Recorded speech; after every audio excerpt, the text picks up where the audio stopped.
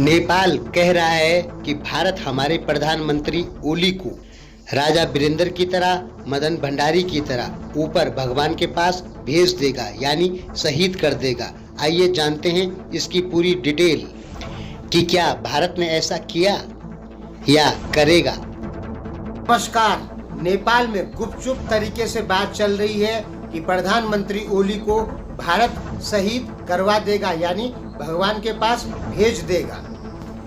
जैसे कि भारत ने राजा वीरेंद्र को भेजा था, मदन भंडारी को भेजा था, कहाँ? ऊपर भगवान के पास। आप समझ रहे होंगे ना हम क्या कहना चाहते हैं। डायरेक्ट शब्दों का प्रयोग नहीं किया जा सकता है सोशल मीडिया में, ये कम्युनिटी के खिलाफ है।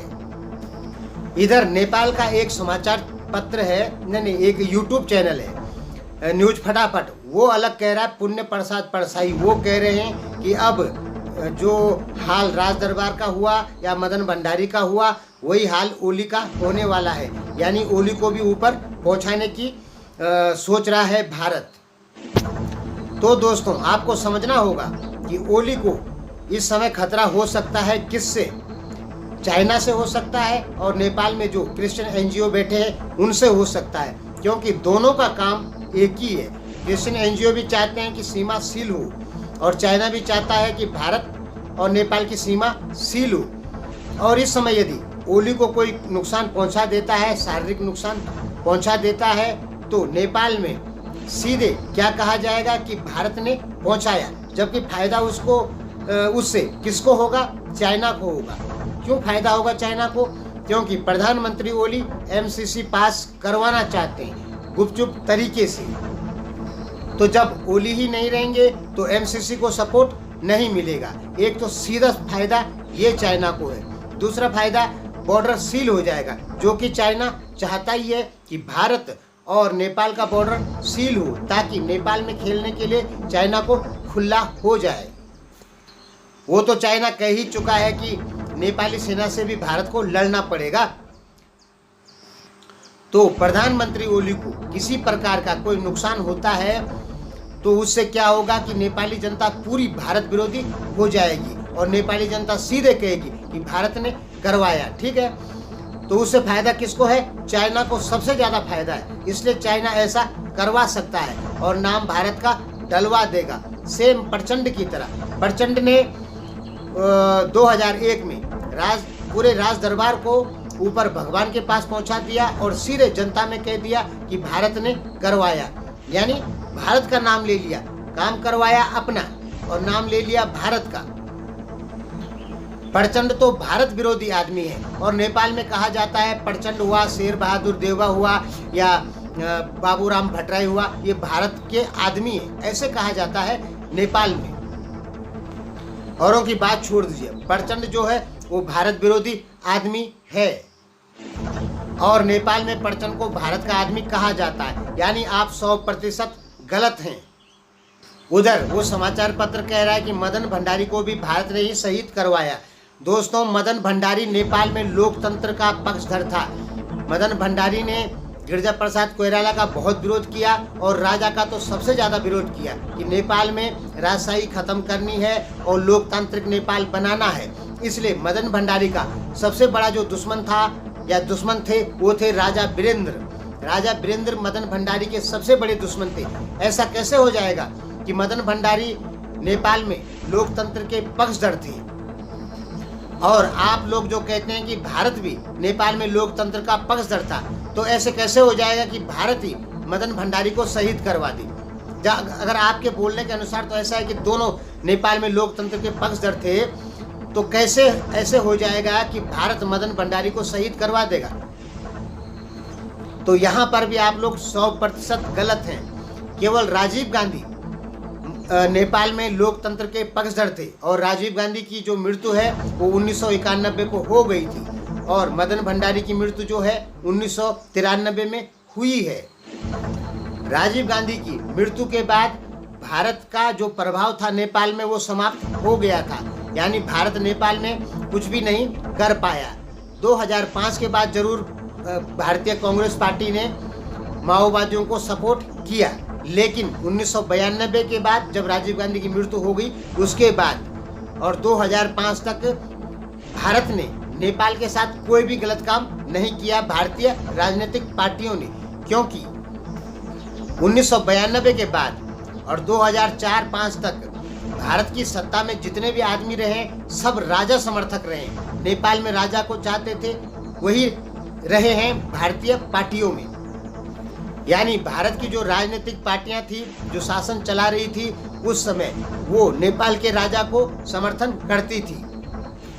आपको हम कई बार कह चुके हैं कि अटल बिहारी वाजपेयी ने 1998 में परमाणु परीक्षण किया, फिर भारत को सबक सिखाने के लिए अमेरिका ने पाकिस्तान से भारत पर एक युद्ध थोप दिया, कारगिल वार। उसके बाद क्या हुआ कि भारत को और प्रेशर में डालने के लिए कुछ विदेशी एनजीओ ने प्रचंड के साथ मिलके राज दरबार करवा दिया और सीधे भारत का नाम ले लिया।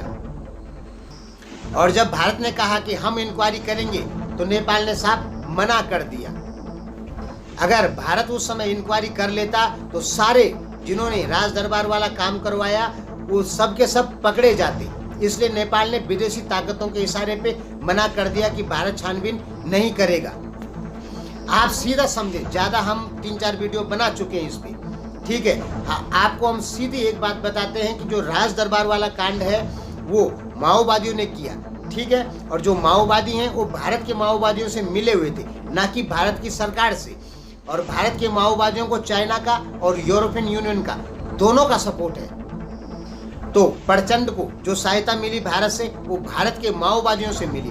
भारत के माओवादियों को कौन सपोर्ट करता है? चाइना भी करता है, क्योंकि उनके पास जो हथियार होते हैं सब मेड इन चाइना होते हैं। और अमेरिका या यूरोपियन यूनियन, अमेरिका का भी इसमें नाम नहीं ले सकते, यूरोपियन यूनियन का सबसे ज़्यादा सपोर्ट है माओवादियों को, क्योंकि यूरोपियन यूनियन का एक ही लक्ष्य है, किसी भी प्रकार से भारतीय या नेपाली हिंदुओं को ईसाई बनाना।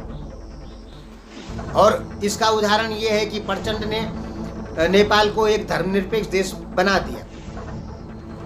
तो क्या भारत चाहता था कि नेपाल हिंदू राष्ट्र से हट जाए? कोई भी भारतीय नहीं चाहता था। भारत तो आज भी लड़ रहा है कि नेपाल हिंदू राष्ट्र हो जाए। तो राज दरबार वाला जो कांड था वो माओवादियों ने कराया, नाम भारत का लगा दिया। मदन भंडारी वाला काम भी, वो तो आप जानते हैं कि वो राजा वीरेंद्र के दुश्मन हो गए थे। तो ये लगभग कह सकते हैं कि राजा वीरेंद्र के इशारे पे उनका एक्सीडेंट करवाया गया हो, ऐसा कह सकते हैं। तो ना तो मदन भंडारी की मृत्यु का कारण भारत है, नहीं राजा वीरेंद्र के परिवार की मृत्यु का कारण भारत है। भारत कहीं पर भी इन्वॉल्व नहीं है।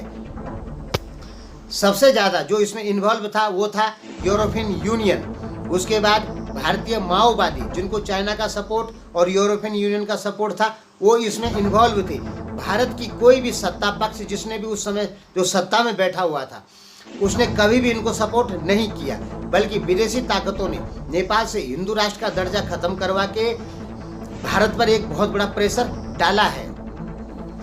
यानी नुकसान भी भारत का हो और वो नुकसान भारत ने ही किया, ऐसा बोलना है नेपालियों का। नेपाल से हिंदू धर्म का खात्मा हो जाना वो भारत का नुकसान है। और अब नेपाली कहते हैं कि भारत ने ही वही नुकसान किया। भारत ऐसा क्यों करेगा? हाँ, ऐसा हो सकता है कि भारत में कुछ पार्टियां बैठी हो जिन्होंने नेपाली माओवादियों को सपोर्ट किया। अब ये पुण्य प्रसाद परसाई कह रहे हैं कि ओली को खतरा है, तो ओली को खतरा चीन से होगा, भारत से क्यों होगा ओली को खतरा? ओली ने नक्शा पास कराया, जनता के दबाव पे नक्शा पास हुआ। प्रधानमंत्री ओली ने तो साइन करने वाली बात है, साइन कर दिया। ओली की मृत्यु से किसको फायदा है? चाइना को सीधे सीधे फायदा है। और पुण्य प्रसाद परसाई भारत का नाम लगा रहे हैं। पहले तो आपको प्रधानमंत्री ओली की सुरक्षा करनी पड़ेगी, क्योंकि हो सकता है कोई कुछ उनके साथ कर दे और भारत का नाम बदनाम हो जाए कि भारत ने ये करवाया। तो नेपाल सरकार को अपने प्रधानमंत्री ओली की सुरक्षा करनी चाहिए इस समय, क्योंकि हो सकता है भारत और नेपाल के संबंध खराब कराने के लिए कुछ विदेशी ताकतें उनको ऊपर भगवान के पास भेज दें, यानी शहीद करवा दें। उससे क्या फायदा होगा विदेशी ताकतों को कि भारत और नेपाल में संबंध पूरे खराब हो जाएंगे और बॉर्डर सील हो जाएगा। भारत ऐसा कभी नहीं करेगा। भारत को क्या मतलब पड़ गया ओली से? ओली ने तो अब नक्शा पास कर दिया, और ओली उतना भारत विरोधी आदमी नहीं है। भारत विरोधी आदमी है ओली, ये बात ठीक है, उतना नहीं जितना कि प्रचंड है भारत विरोधी आदमी। आपको राजनीति का कुछ भी पता नहीं है। नेपाली लोगों को राजनीति का कुछ भी पता नहीं है। जो उनके मीडिया एंकर कह देते हैं वो उसी को सच मान लेते हैं।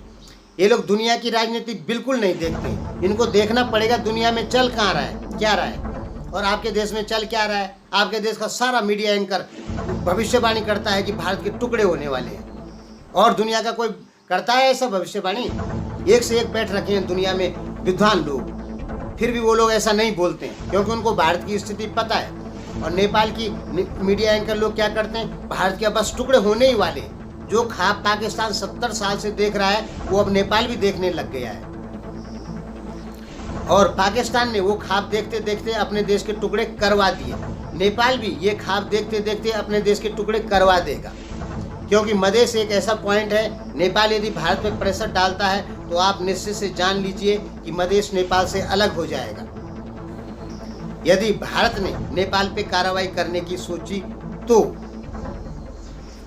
हालांकि भारत जानता है कि नेपाली लोगों का ब्रेन वॉश चाइना या कुछ एनजीओ द्वारा किया जा रहा है, इसलिए भारत नेपाल के ऊपर किसी प्रकार की कोई कार्रवाई नहीं करेगा।